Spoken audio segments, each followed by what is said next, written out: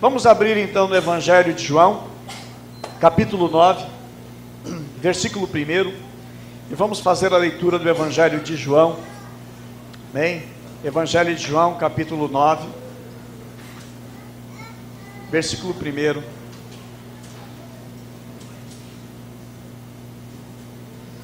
Amém? Quem encontrou, diga amém. Amém. Bem, quem não encontrou, vai procurando, é fácil. Está no Novo Testamento, é o quarto evangelho, é o evangelho dos sinais. Amém? Jesus fez mais de 35 milagres registrados no Novo Testamento, mas João, ele registra apenas 7. Como nós já temos ensinado, João não usa a palavra milagre, mas ele usa sinais. Que sinal é esse? Que Jesus é o Cristo, que Jesus é o Messias, que Jesus é aquele que foi prometido para Israel, para ser Salvador do mundo. Bem, João capítulo 9, versículo 1 diz assim: E passando Jesus, viu um homem cego de nascença. Perguntaram-lhe os seus discípulos: Mestre, quem pecou? Este ou seus pais, para que nascesse cego? Respondeu Jesus: Nem ele pecou, nem os seus pais, mas foi para que nele se manifestem as obras de Deus. Importa que façamos as obras daquele que me enviou enquanto é dia. Vem a noite, quando ninguém pode trabalhar. Enquanto estou no mundo, sou a luz do mundo. Dito isto, cuspiu no chão, e com a saliva fez lodo, e untou com o lodo os olhos do cego. Verso 7. E disse-lhe: Vai, lava-te no tanque de Siloé, que significa enviado. E ele foi, lavou-se e voltou vendo.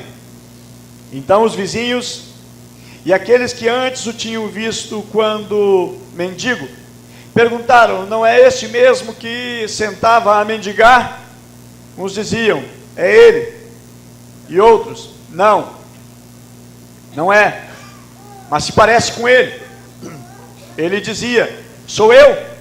Responderam-lhe, pois: Como se te abriram os olhos? Respondeu ele: O homem que se chama Jesus fez lodo, untou-me os olhos e disse-me: Vai a Siloé e lava-te. Fui, pois, lavei-me e fiquei vendo. Oramos a Deus. Senhor Deus e Pai, a Tua palavra foi lida, uma porção dela. Nós precisamos que o Senhor fale conosco, nos ensinando a verdade da Tua palavra, meu Deus, que liberta, que transforma, que cura, meu Deus, e que regenera-nos. Oramos para que a Tua palavra, meu Deus, ela entre no nosso coração, não apenas na mente, mas venha, meu Deus, aprofundar a nossa vida, meu Deus, e tudo quanto o Senhor precisa falar, eis-nos aqui, nós queremos receber. Retira nesse momento qualquer tipo de coisa que venha atrapalhar a mente, o pensamento, o raciocínio.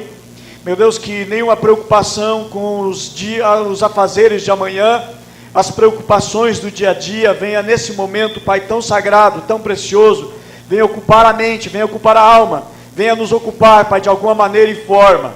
Assim nós oramos e te pedimos em nome de Jesus. Amém? Meus amados, preste atenção, o tempo que nós passamos na casa de Deus, ele é pequeno. E nós passamos um tempo muito extenso no trabalho, um estresse na escola, colégio, faculdade, e os nossos corre-corres. Então esse momento agora, é um momento que nós vamos discorrer por um período de uns 40 minutos no máximo. E ele vai ser muito importante, porque ele é base para sustentar a nossa fé. A Bíblia diz que a fé vem pelo ouvir, e ouvir da palavra de Deus. Então a palavra de Deus que vai sustentar a nossa fé e vai nos manter em pé na hora da adversidade, na hora das lutas, na hora dos problemas. O texto aqui fala de um cego. Na realidade é o 6º milagre narrado no Evangelho de João, é o 6º milagre que aqui é mostrado. E ele vai falar o milagre da cura de um homem cego. Na realidade não é o primeiro cego curado na Bíblia. Na Bíblia menciona mais 3 cegos, e menciona muitos cegos em algumas cidades, aldeias por onde Jesus esteve, que diz que Jesus curou ali os paralíticos e os cegos e os mudos também. Porém, 3 cegos são mencionados. Eu digo, meus amados, pastor, alguém pode dizer, eu não sou cego, eu não tenho problema de visão, nem óculos eu não preciso. Mas nós somos cegos sim. Quando nós não vemos, por exemplo, pessoas que são preciosas, oportunidades preciosas que era para nós termos abraçado e nós perdemos, nós somos cegos. Nós somos cegos quando não valorizamos a esposa que Deus nos deu. Nós somos cegos quando nós não valorizamos o marido que Deus dá, os filhos que Deus dá, os pais que Deus dá. Somos cegos. Então ninguém pode dizer, eu não sou cego. Alguém já chegou à expressão, por que eu fui tão cego? Nós temos cegueira. A cegueira ela não é apenas uma cegueira física, biológica. A cegueira ela pode ser uma cegueira intelectual. Ela pode ser uma cegueira moral. Ela pode ser uma cegueira espiritual. E é a que Jesus vai falar aqui. Os 3 cegos mencionados na Bíblia, em Marcos capítulo 8, verso 22, fala de um cego que trouxeram o cego para Jesus. Presta atenção, trouxeram o cego para Jesus curar. Pessoas que se interessaram por um cego e disseram, olha, nós vamos te levar para Jesus e Jesus vai te curar. Levaram o cego. A Bíblia diz que Jesus cuspiu nesse cego, no olho do cego.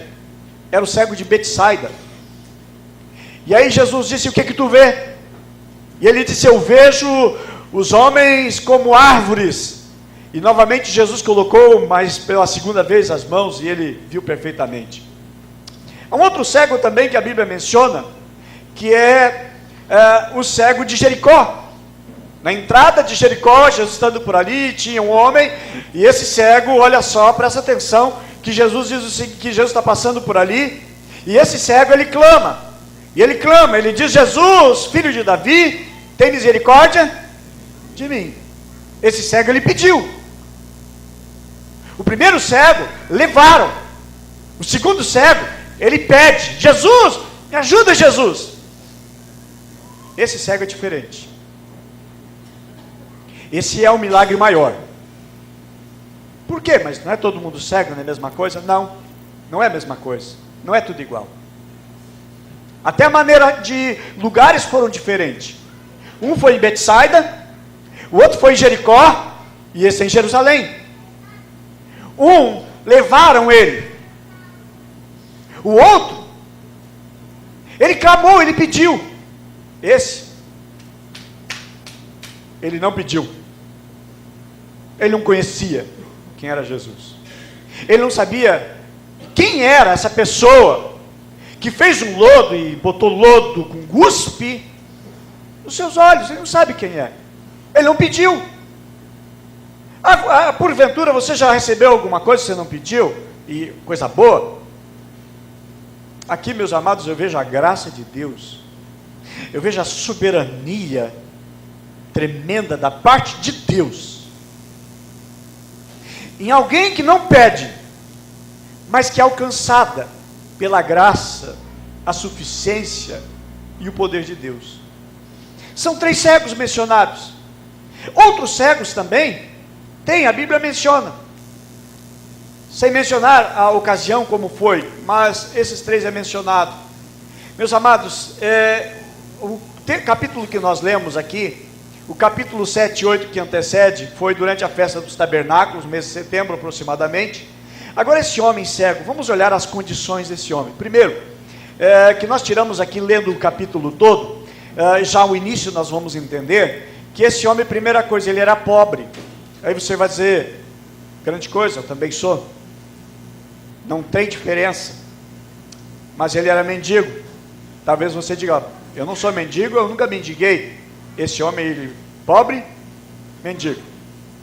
Terceira característica desse homem, primeiro é pobre, segundo cego, segundo é mendigo, terceiro é cego. Mas de todos os cegos do Novo Testamento, ele é o pior. Porque ele é um cego de nascença, ele nasceu cego. É diferente de uma pessoa que enxergava, via, e aos poucos foi se degenerando a sua visão, foi perdendo a sua visão, e perdeu a capacidade de enxergar, de ver. É diferente, está sendo diferente a situação desse homem. Jesus nunca tinha curado um homem cego de nascença. Os demais que Jesus curou foram pessoas que se tornaram cego. Este não, ele é cego desde nascença. Ele nasceu cego, cresceu cego. Esse homem não sabia ler, não sabia escrever. Esse homem não tinha utilidade nenhuma para a sociedade judaica. Hoje, os cegos podem ler, os cegos podem escrever no sistema Braille. Na época não tinha. Então esse homem era inútil, era um homem de inutilidade para a sociedade. Por acaso um dia você já não se sentiu assim, um inútil? Tipo aquela peça que sobra, aquela pessoa que é nula, não tem valor nenhum, que não existe valor, não existe valorização. Vamos entender, ou tentar entender o emocional, o psicológico desse homem cego de nascença. Ele não tinha valor nenhum, ele não ajudava em nada, ele não podia somar e contribuir em nada. A vida deste cego era uma vida triste. Esse homem, ele comia na escuridão, ele ia dormir, ele não sabia se era noite ou se era dia. Você sabe, por exemplo, você dorme, quando você acorda e você vê o reflexo de alguma luminosidade da janela que entra, você sabe, olha, está amanhecendo o dia. Para ele não sabe que hora é, qual é o momento que é. Ele não tem noção do tempo. Dormir de tarde, dormir de noite, dormir de dia, para ele não tem diferença, tudo é noite. 24 horas de escuridão, 30 dias por mês de escuridão, são 365 dias no escuro. É um homem que vivia em profundas trevas, e este homem, ele nunca conheceu a luz. O problema da cegueira não tem luz que entra e é capaz de enxergar e ver as coisas. Agora, esse homem, eu creio que se ele tivesse alguma coisa, tudo que ele tivesse, ele daria tudo que ele tem para ter a oportunidade de um dia apenas poder enxergar. Um dia apenas poder enxergar. E se dissesse para ele, olha, 24 horas você vai poder enxergar, ele ia desejar conhecer muitas e muitas coisas e pessoas, para ver a fisionomia. Ele faria de tudo para aproveitar aquele dia o máximo. Eu acredito, meus amados, que muitas pessoas também dariam tudo para ter pelo menos um dia de paz, um dia de felicidade. Há pessoas que elas, desde que nasceram, não sabem o que é alegria, não sabem o que é felicidade, não sabem o que é paz, não sabem o que é sossego, não sabem o que é uma vida realizada. Então, alguma coisa, você pode se assemelhar com este homem. Talvez tem pessoas que dariam tudo que tem por um dia feliz na vida. Trocariam tudo que tem, porque nunca foram felizes. E não sabe o que é ser feliz. E esse homem, ele é um homem que ele não pode dizer, eu sou um homem muito, muito, muito feliz. Vamos entender algumas coisas, meus amados. Porque não era apenas cego, não era apenas mendigo, não é apenas cego de nascença, tinha outros problemas religiosos, que a religião da época oprimia. Jesus havia curado muitos cegos, que se tornaram cegos por doenças, por acidente, mas nenhum era cego de nascença. Os demais foi uma recuperação. Então esse é um sinal, irmãos, da própria criação de Deus, como Deus criou o homem do barro, Deus criou o homem da terra, e Jesus, para consertar os olhos desse homem, usa a mesma essência pela qual o homem foi criado, e mistura essa mesma essência, que o homem foi criado do pó da terra, do barro foi formado, e Deus pega ali, parece para enxertar no homem que é do barro. Jesus enxerta barro para consertar o homem que é do barro. E aí Jesus disse para ele, vai ao tanque de Siloé e te lava. Mas o tanque de Siloé tem milagres? Tem poderes extraordinários? Não, não tem. Temos dois irmãos aqui na igreja, o Fortunato e o Giva, tiveram no tanque de Siloé, passaram por ali, e é a mesma coisa. Não tem milagre naquele lugar. Se fosse, eles iam trazer umas garrafinhas dali, vendendo por R$1.000, né? Cada 50 ml ali. Não tem milagre naquele lugar. O milagre, meus irmãos, ele existe na obediência. Jesus poderia ter curado aquele homem com a palavra, apenas com a expressão. Então esse é o sexto sinal. Na realidade, Jesus fez muito mais do que os 7 sinais que João narra. Ele fez muito mais, conforme João capítulo 20, verso 30, diz que Jesus, na verdade, operou na presença dos seus discípulos ainda muitos outros sinais que não estão escritos nesse livro, diz João evangelista. Estes, porém, estão escritos para que creais que Jesus é o Cristo, o Filho de Deus, e para que crendo tenhais vida no seu nome. E Jesus, irmãos, então ele dá um sentido prático aos milagres que ele faz. Aqui agora, Jesus vai falar de luz, porque o problema desse cego é luz. E agora Jesus vai falar a respeito da luz, e Jesus vai dizer: eu sou a luz do mundo, como ele diz em João capítulo 8. E Jesus, irmãos, a primeira coisa que me chama a atenção aqui, diz assim: Jesus ao passar, interessante, Jesus estava de passada por aquele lugar. Jesus estava passando, cruzando por aquele lugar. Foi uma passada, mas uma passada que trouxe diferença. Segunda coisa que me chama a atenção no texto, no versículo 1 ainda diz assim: Jesus viu um cego de nascença. Esse viu de Jesus, irmãos, quer dizer que Jesus percebeu ele, viu com interesse. Jerusalém é capital, é muita gente, é muito povo na capital, é muita gente em Jerusalém. Mas interessante que no meio de tanta gente, numa multidão, Jesus percebe um cego. Às vezes é assim. A maneira com que Jesus olhou foi um olhar com interesse. E às vezes é assim: ninguém vê você, ninguém percebe, ninguém presta atenção em você. Mas aqui o texto diz que Jesus prestou atenção nesse homem. E Jesus olhou para esse homem, não apenas para dizer: eu vi um cego, mas viu o cego, e percebeu e sabia o que ele ia fazer na vida daquele homem, e o que ele queria fazer na vida daquele homem. E é desta maneira que nós queremos e precisamos ter, amados, o desejo que Jesus olhe para nós, que Jesus olhe para a nossa vida, olhe para a nossa miséria, para a nossa cegueira também. Então, Jesus prestou atenção naquele homem.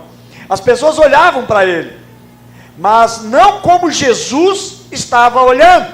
As pessoas podem olhar para você, mas nunca vão olhar como Jesus olha para você, amém? Nunca ninguém vai olhar para você como Jesus olha para você.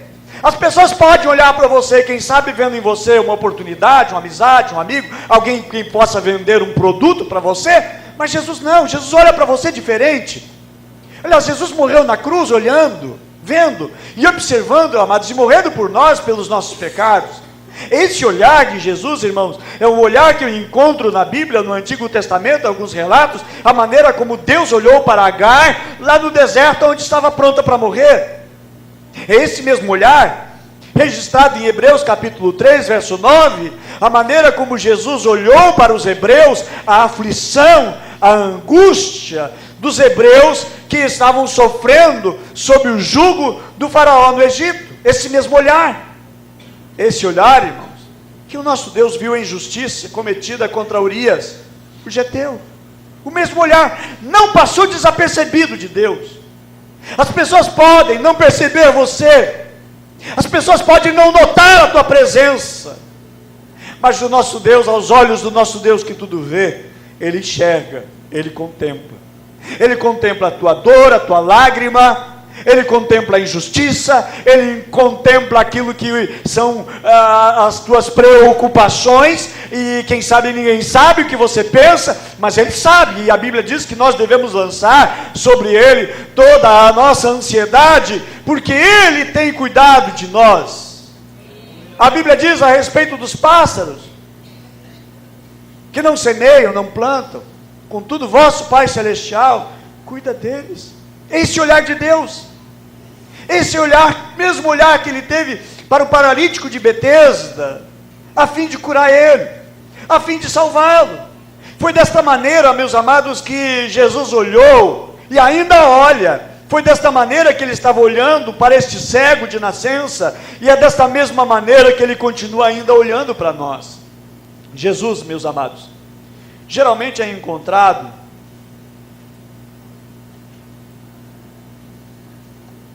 por quem não procura Ele. A samaritana não estava procurando ele. O paralítico no capítulo 5 não estava procurando ele. O cego de nascença não estava procurando ele. Mas Isaías 65, versículo 11 nos diz: tornei-me acessível aos que não perguntavam por mim, eu fui achado daqueles que não me buscavam. E algumas questões aqui do texto nós podemos entender, questões que sabemos e que podemos entender. Podemos entender que ele tinha paz. O texto vai narrar mais adiante a respeito da conversa, entrevista com seus pais. Outra coisa que sabemos desse homem, ele tinha uma religião, ele tinha conhecimento da história de Israel, ele tinha conhecimento quando ele diz: olha, nunca se ouviu falar desde a criação do mundo que alguém curasse um cego. Ele sabia da história, ele morava em Jerusalém, é outra informação que temos. Mas a questão que nós não entendemos é a pergunta que os discípulos fazem para ele. A pergunta foi: quem foi que pecou? Foi ele, para nascer cego?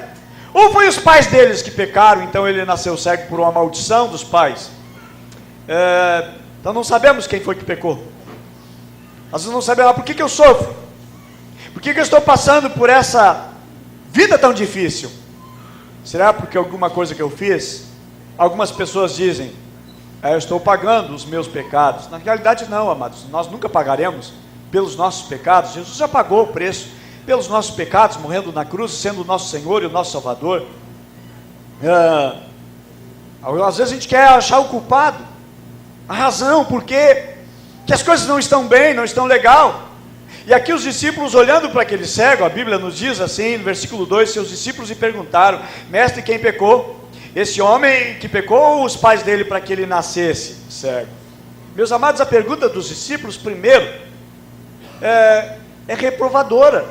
Está dizendo: olha, esse homem aí é razão de alguma desgraça na vida. Ele não é cego de graça. Alguma coisa tem errada para acontecer isto. Por exemplo, se der algum problema com você, você bateu com o carro, foi demitido, né? E teve que passar por uma cirurgia, e mais um monte de coisa dá errado. As pessoas vão desconfiar assim, vão ficar pensando: o que será que aconteceu com essa pessoa? O que ele fez de mal? O que fez de tão errado para dar tanta coisa errada com a vida dessa pessoa? O que essa pessoa praticou? Não é o julgamento que as pessoas fazem? Exatamente o que acontece aqui. Os discípulos estão aqui acusando ele, estão querendo achar um culpado. A pergunta era reprovadora. Segundo, a pergunta deles era sem amor. Não tinha amor, não tinha caridade, não tinha pureza, existia acusação. Estavam acusando esse homem, estavam acusando a família desse homem. Terceiro, a pergunta que os discípulos fazem, ela é discriminatória. Ou seja, é um pecador. Ou seja, nós não somos, eu enxergo, então eu não sou pecador que nem ele. Eu tenho onde morar, então eu sou melhor do que fulano. Eu tenho um bom emprego, eu tenho uma boa colocação social, eu sou melhor do que fulano. É o grande problema que muitas pessoas carregam, e às vezes nem amizades têm. Sempre ficam transferindo responsabilidades e se acham melhor, se acham superiores aos outros, porque não estão na mesma condição. Aquela pessoa tem tal defeito, é porque tem coisa errada. Ou seja, eu não tenho defeito nenhum, então eu estou bem. E se achar santo, se achar perfeito, porque tem uma vida boa. Meu amado, se você tem uma vida boa, agradeça a Deus. Não se sinta superior. Uma filhinha perguntou para o pai: pai, por que tem pessoas que passam fome e vivem mendigando? Aí o pai disse: filha, é porque o mal está no mundo. E diz ele: por que nós temos? Porque nós temos porque Deus nos ama. E aí a criança fez coisa de criança, né? Ele disse: ô pai, então Deus não ama os mendigos, Deus não ama aquelas pessoas que estão nas ruas, não tem o que comer. E aí vai o pai explicar: não, minha filha, não é assim. E vai dar um desdobre, né? Ensinar e estruturar o entendimento da criança. A criança tem cada pergunta abençoada, né? Mas observa, meus irmãos, a pergunta deles era: quem pecou? Eles mais pareciam os amigos de Jó, acusando Jó. Jó, tu está passando por tudo isso? Porque alguma coisa tu fez. tu blasfemou contra Deus, tu pecou de alguma maneira, de alguma forma. Então, meus amados, quando a desgraça de uma vida é justificada às vezes pelas falhas, então a pergunta é quem pecou?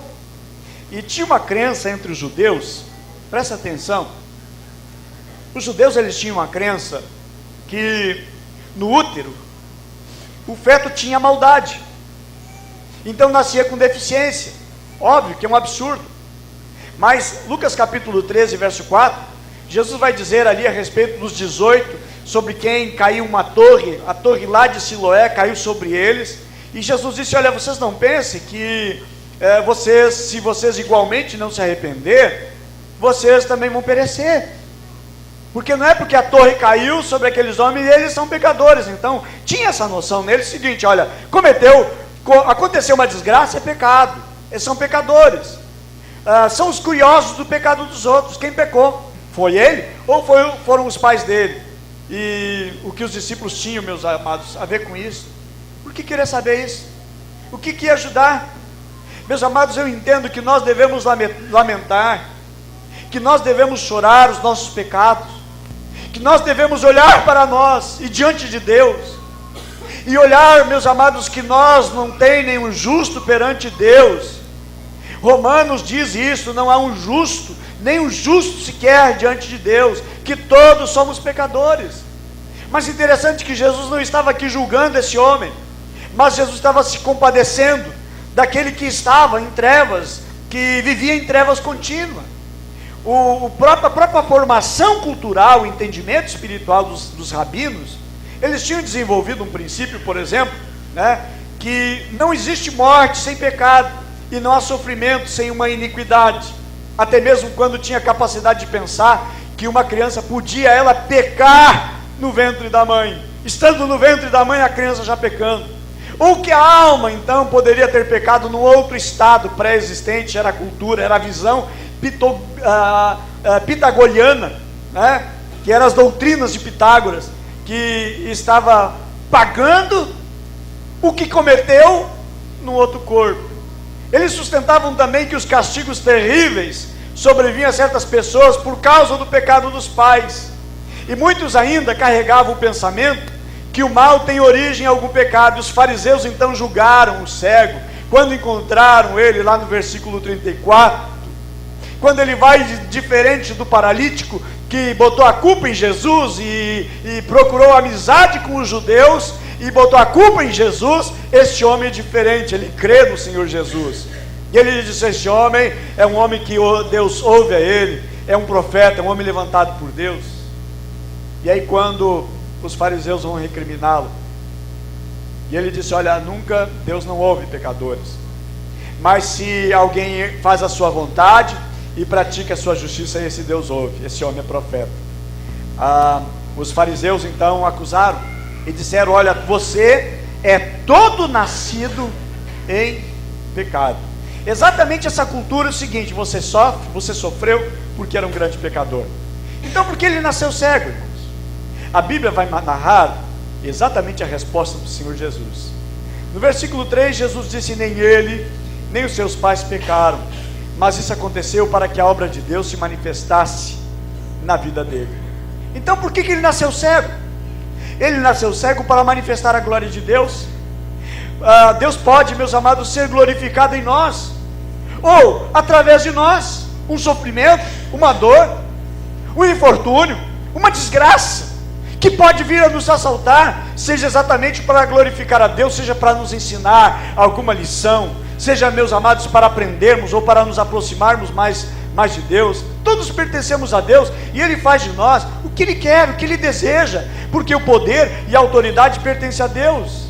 Esse homem era um homem repudiado. Por que ele é repudiado? Sobre esse homem havia uma rejeição, sobre esse homem cego havia um repúdio, não apenas por ser um pecador, por ser um homem cego, mas por considerarem ele um grande pecador, e ele é cego porque é pecador. Essa razão, e esta era a maneira com que eles justificavam. Então esse homem era um homem miserável, eles entendiam assim, e entendiam que por ele ser um pecador, então o mais cruel, não ajudavam, dizendo o seguinte, é cego, nasceu cego, é pior ainda. então está sempre o castigo de Deus. E se Deus está castigando, então eu não vou ajudar com nada, eu não vou ajudar com nem um centavo, eu não vou ajudar com nada porque ele é pecador. Por que eu vou ajudar um pecador? Eu vou ajudar o justo, eu vou ajudar o santo. Então eles esqueciam dos pobres, esqueciam daqueles que padeciam com as suas dores, com as suas misérias. E esse homem então, ele é rejeitado pela religião, ele é rejeitado pelos religiosos, ele é uma pessoa a qual ninguém dava a mínima para ele. Mas interessante que Deus desce dos céus, através de Jesus, para olhar para aquele homem. Ele olha para nós, ele ainda olha, ele ainda continua olhando para nós, ele não rejeita. Aliás, Jesus veio por causa dos oprimidos, ele veio exatamente por aqueles que sofrem, por aqueles que padecem. Esse homem, meus amados, ele foi expulso pelos judeus, já o era antes, agora Jesus o achou, Jesus procurou, Jesus encontrou. E quando nós somos curados, meus amados, da nossa cegueira, nós somos excluídos. Nós não somos, a Bíblia diz que nós não somos mais desse mundo. Quando os nossos olhos se abrem para ver a grandeza, a glória e a graça do Senhor Jesus, quando nós temos o entendimento espiritual, o mundo passa a nos rejeitar. Tipo assim, ó, você está indo na igreja, eu não acredito, vão rir da tua cara, vão rir de você. Mas quando você tem uma revelação extraordinária, tremenda da pessoa de Jesus, e aí você está apaixonado por Jesus, você quer Jesus na tua vida, os teus amigos vão te abandonar, os teus familiares já não vão querer mais ir na tua casa. Por quê? Porque você encontrou Jesus. Aliás, não, você não encontrou Jesus, Jesus te encontrou, e Ele abriu os teus olhos. Eu digo, se você está na igreja, se você serve ao Senhor Jesus, é porque Jesus abriu o teu entendimento, você compreendeu a realidade da graça do Senhor Jesus, você entendeu o seu amor, você conheceu Jesus, você encontrou o grande tesouro escondido, você encontrou aquele que te dá alegria, aquele que olha para você, aquele que verdadeiramente se importa contigo, se importa com a sua vida. Interessante, meus amados, que Jesus curou ele ao passar, era num trânsito. Eu vejo que a nossa vida aqui é uma jornada, é uma caminhada, e que nós aprendemos que a gente tem que também estender a mão. Precisamos sim socorrer quem necessita de ajuda, quem necessita de socorro. A vida não tem sentido viver para nós mesmos, mas quando encontramos alguém que precisa que alguém estenda a mão, e Jesus fez isso com esse homem, ninguém estava fazendo isso para ele. Interessante que Jesus não esperou um momento privado para privadamente chamar ele, conversar com ele, ou de uma forma secreta. Jesus não esperou acabar o sábado. E aqui entra uma outra grande discussão lá do capítulo 5 também, era sábado. Interessante, Jesus encontra as pessoas exatamente no dia de sábado, que é um dia de fazer misericórdia, e ninguém fez, mas Jesus estende a mão para esse homem, e esse homem então, ele é curado, ele é restaurado, e ele até vai caminhar aquilo que o judeu não poderia caminhar, a quantidade de tantos metros, que eles não poderiam caminhar no dia de sábado, tanto ele vai, ele volta, ele vem, e ele caminha, ele está transgredindo a tradição dos judeus. Agora, meus amados, vamos focar um pouquinho, como Jesus curou esse homem. Jesus não esperou terminar o sábado, Jesus também não fez como fazia, geralmente Jesus colocava a mão sobre a pessoa e orava, e a pessoa era liberta. Jesus não carrega um método e fica preso, engessado em cima de um método. Como é que Jesus curou esse homem? Aqueles que têm feito a sua leitura devocional e têm lido o Evangelho de João, e eu acredito que essa igreja está lendo muito o Evangelho de João ultimamente, certo? Nesses últimos dias, porque nós estamos focando o Evangelho de João, ensinando o Evangelho de João a todos os domingos. Mas para curar esse homem, Jesus podia ter curado com uma palavra, e Jesus não curou usando a palavra, ele não curou colocando as mãos. Mas Jesus, meus amados, ele não se prendeu a nenhum método. Ali não tinha água, não estava próximo de nenhuma água, e a Bíblia diz que Jesus fez um lodo, como não tinha água com eles ali, a Bíblia diz que Jesus cuspiu no chão, e com a sua saliva, misturou naquela terra ali, fez um lodo com a sua saliva, e a Bíblia diz que Jesus pega aquele lodo e aplica nos seus olhos. Com tanto modismos, igrejas e mais igrejas, esses dias eu li, tem uma igreja que o nome da igreja é Igreja Guspe de Cristo. Está faltando um pouquinho de criatividade, né? Mas veja bem, meus amados, Jesus usou o lodo. Como eu já falei, o homem foi feito do pó da terra. A mesma essência. Para fazer o milagre, Jesus usou. Colírio abençoado esse, porque resolveu o problema do homem. A quem valorizaria, meus amados, um lodo? Quanto que vale o lodo? Aonde é que se encontra lodo? Qualquer lugar. Dona de casa limpa a casa, arruma a casa, e daqui a pouco entra os filhos lá com lodo nos pés, e a mãe, para meu filho, tira o sapato. O que é lodo? O lodo é desprezível. O lodo não tem valor. Lodo não é um material onde as pessoas estão lutando e batalhando e se degladiando para roubar lodo. Nenhum está sendo investigado nesse momento da política do Brasil, investigação, porque estão roubando lodo do Brasil. Ninguém está atrás disso. E eu oro, peço, irmãos, que a igreja ore junto com o seu pastor pela Operação Lava Jato, amém? Porque o nosso Brasil é terra abençoada por Deus, amém? Deus esteja limpando o Brasil, que o Senhor esteja purificando a nossa nação.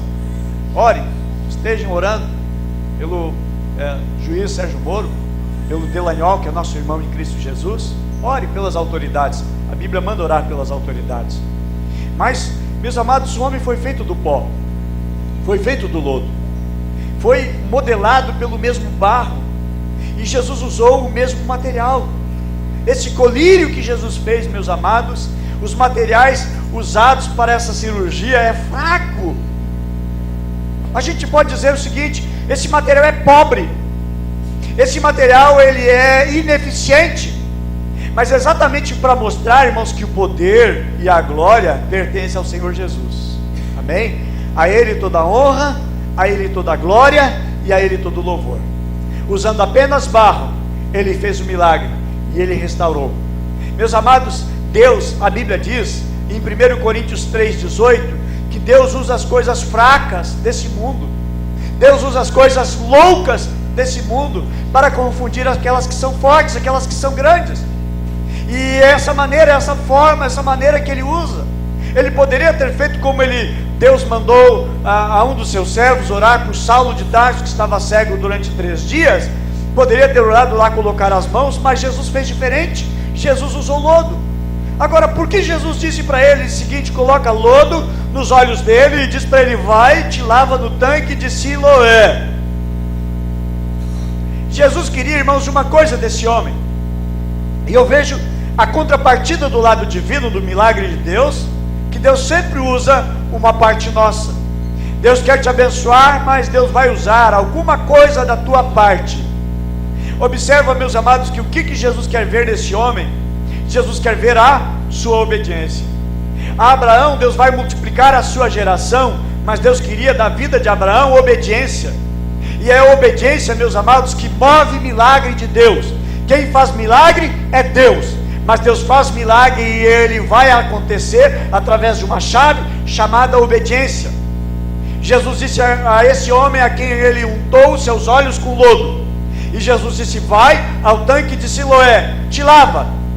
Era obediência, era questão de obediência, era questão como Naamã, quando é curado da sua lepra, vai ao rio Jordão e toma 7 banhos, 7 mergulhos. É obediência, meus amados, na vida desse homem. Jesus poderia simplesmente ter tocado sobre ele, pronto, já está curado.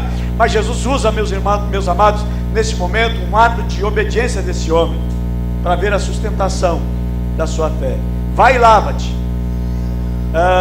Jesus não necessitava, meus amados, que para fazer o milagre tinha que lavar os seus olhos, mas Jesus estava testando a sua obediência.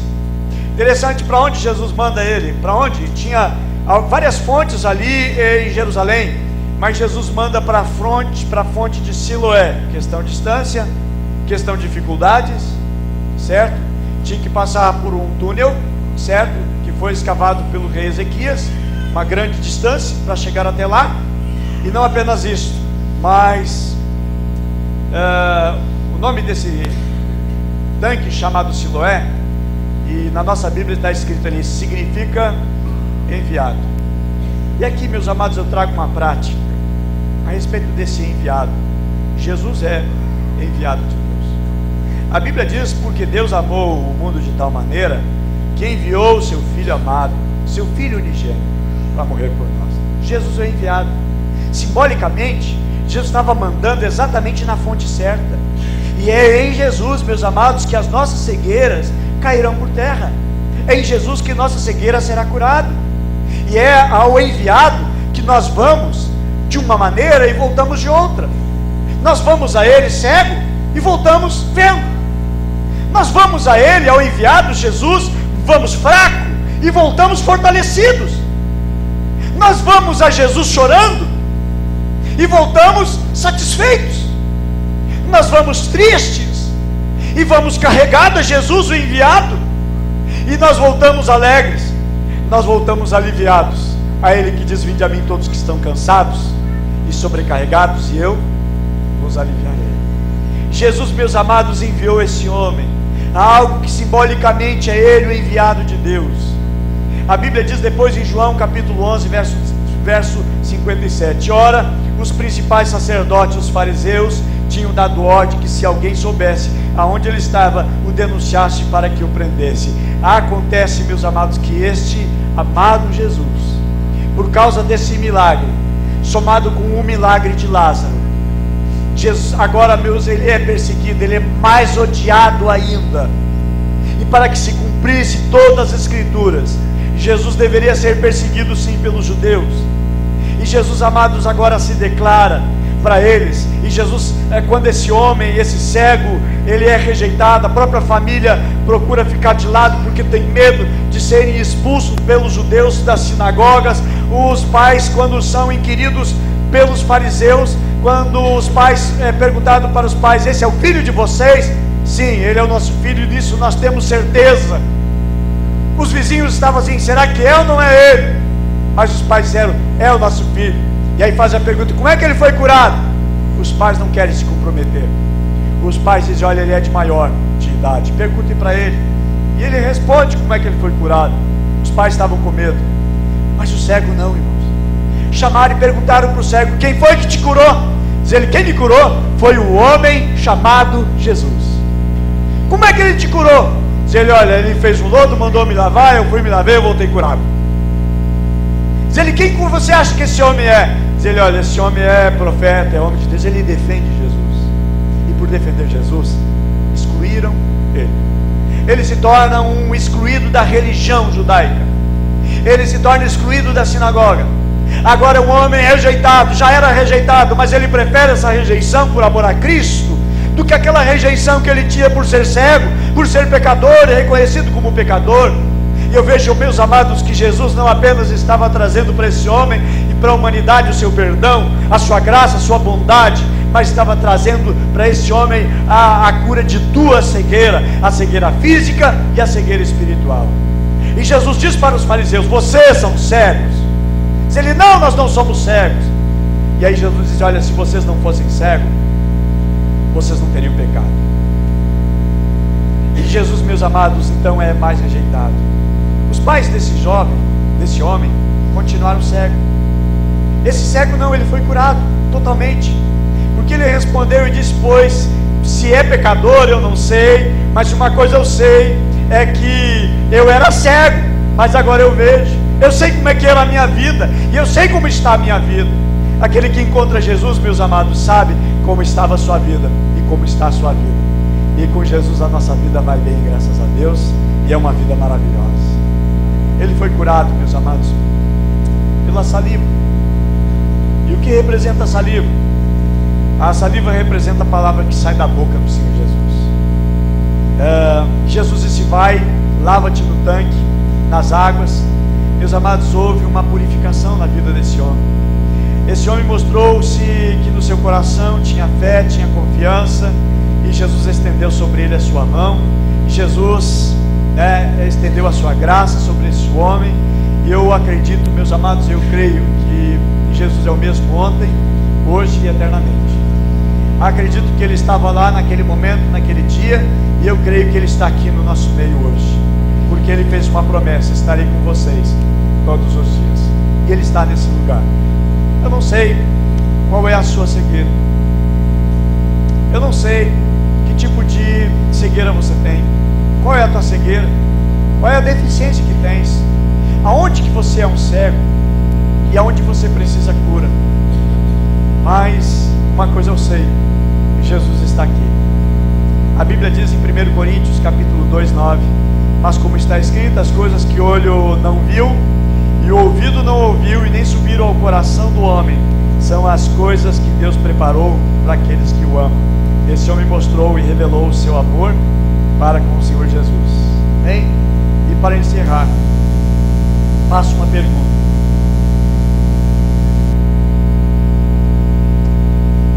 Pergunta que eu faço: por que você nasceu? Por que você nasceu? Por que você existe? Por que você está aqui nessa noite? Por que nessa noite você está aqui ouvindo a palavra de Deus?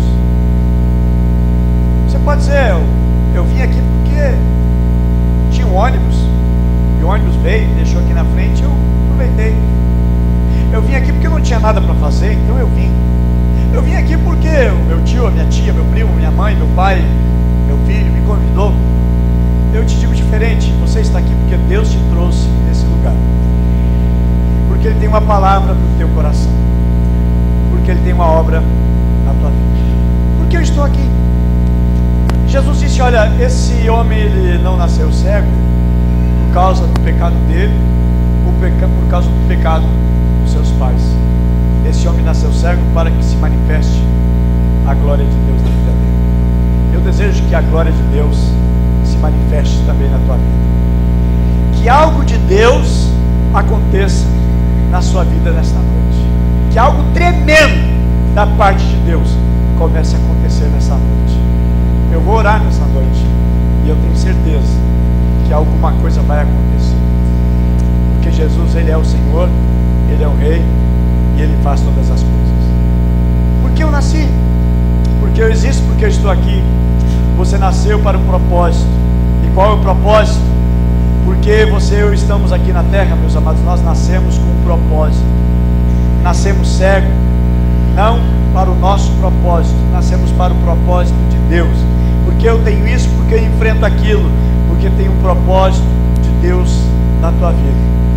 Quem deseja o milagre de Deus, quem precisa de um milagre de Deus, e por que você precisa do milagre de Deus?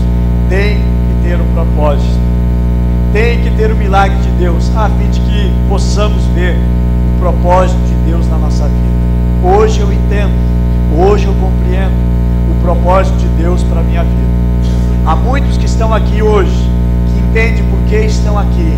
Há um propósito de Deus, um propósito mais elevado do que a nossa mente, do que o nosso pensamento. Eu gostaria de convidá-los para nós ficarmos em pé. Nós vamos orar a Deus. O ministério de louvor já se coloca aqui, porque nós vamos exaltar e vamos bendizer ao Senhor nosso Deus. E esse homem, ele diz: eu era cego e agora eu vejo. E não saía da minha mente um hino: ó quão cego eu andei e perdido vaguei, longe, longe do meu Salvador. Meus amados, éramos cegos, mas por sua bondade, por sua graça, por sua infinita misericórdia, hoje nós entendemos o propósito de Deus na nossa vida. Todo mundo nasce com propósito, todo mundo nasce cego para o seu propósito. Não sabemos qual é o nosso propósito, somos cegos, não entendemos, não compreendemos por que estamos. Somos cegos porque não conseguimos enxergar mais e mais do nosso Deus, da sua presença, da sua graça, da sua plenitude. Mas o que Ele deseja fazer da nossa vida é tirar essa cegueira, a cegueira que é espiritual, a cegueira que não nos deixa contemplar a vida plena que Ele tem para nós. Ele diz: que tenham vida e vocês tenham vida em abundância. Você entenda esse propósito, que você abrace nesta noite o propósito que o nosso Deus tem. Quero orar nesta noite, em nome de Jesus. Oramos.